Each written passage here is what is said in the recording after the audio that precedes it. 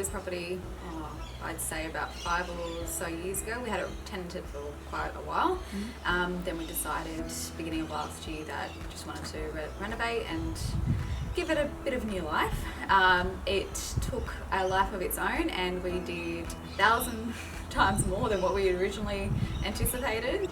We went through quite a few different options on how we wanted it to look, and we kind of settled on a little bit more modern. We don't have much of a backyard, so our front yard is our backyard in itself. So we thought we need privacy and we needed security, especially with 2 little ones, and that's why we decided to go with modular walls.